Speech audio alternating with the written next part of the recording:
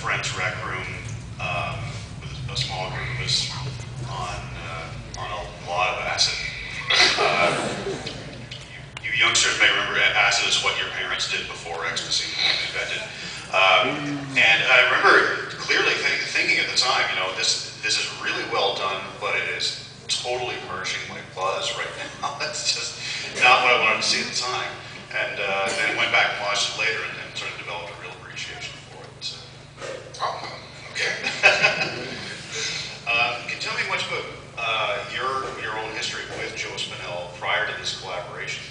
I met Joe, I was working as a production assistant on a movie called The 7-Ups, and Joe played... Is that movie Freak? No, it was actually directed by Philip D'Antoni, who was the producer of The French Connection. Oh, both. He produced and directed this movie, The 7-Ups. It was not nearly as successful as French Connection. You know, Roy Scheider was in that as well. Yeah, Roy Scheider and Tony Lobianco. And Joe was the most accessible actor you'll ever meet. I mean, he was the guy on the set who was friends with all the crew. They all loved him. He'd be the kind of guy, you know, the makeup people, everybody loved him. And Joe and I started chatting about horror movies. And it turned out he was an aficionado of horror films.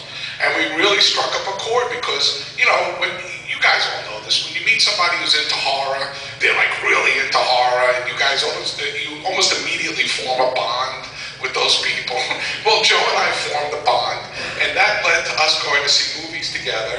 After the movie was over, we went to see films together on 42nd Street. And Joe was an insomniac, and he would call me up, oh God, 3 in the morning, Billy, you awake? I go, no, but what is it, Joe? Well, there's a showing of Hollywood Hillside Strangler at this Liberty 42nd Street, and it starts at 3:45.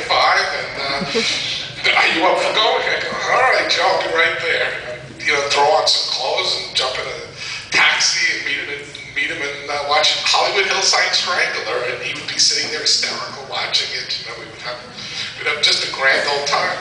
But that was Joe, and we saw Tourist Trap, and I can't all that.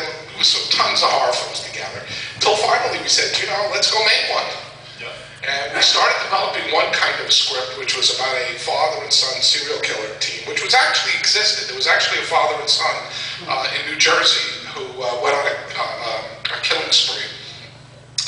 And for whatever reason, we kind of lost interest in that project, and then we refocused on doing the movie that ultimately became Maniac. But how long a process was that?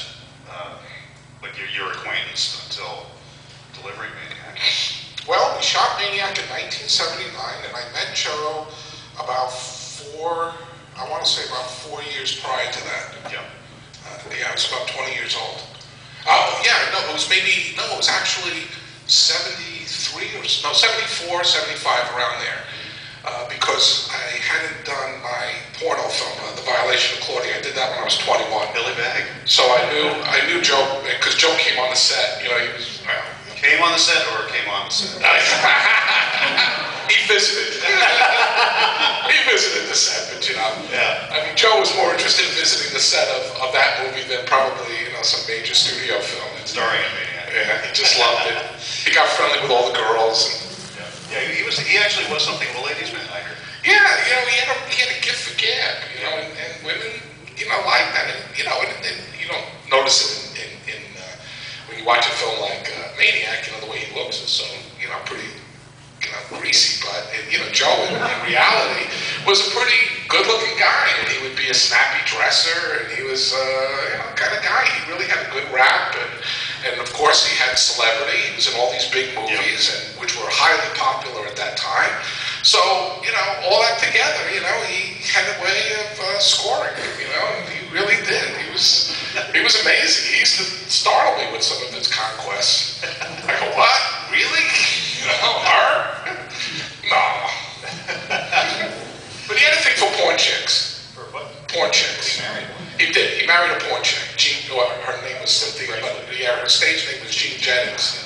And I talk about it on the commentary for Maniac, but I'll just tell you briefly, when we went to see, he was married to her. He was already married to her, but they had a very tumultuous relationship, to say the least.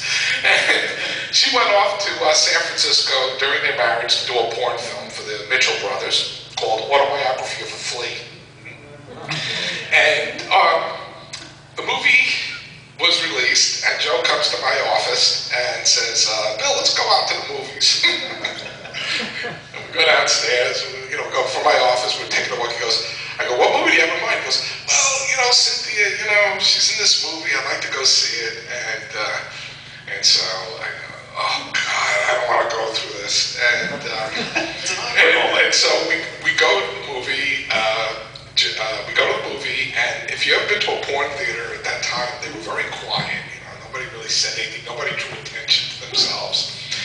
So Joe wants to sit in the front, and I sit about 6 rows behind him, because I don't want to sit next to him, because I don't know what he's going to do when he sees her on screen.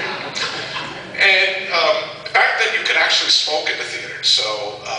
similar times. Yeah.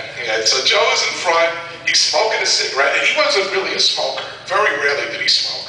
But he was sitting in the front, and now on comes his wife, and she says some really lame joke, you know, something that's supposed to be funny. Joe bursts out laughing. Nobody else in the theater was laughing, and I'm looking at him, and I'm going, oh, when is he going to go nuts? So we watched the whole movie, and we walk out of the theater afterwards, and Joe starts questioning me. He goes, well, she didn't really lie to me. You know, she didn't look like she was enjoying it. And, you know, when she had, you know, that thing in her mouth, she wasn't really enthusiastic about it. And I could really see, you know, she didn't let the guy, you know, ejaculate on her face. You know, he did. And I'm listening to him trying to justify why his wife was being loyal to him while having just watched her in a porno film. It was definitely an interesting marriage. That segues rather nicely with my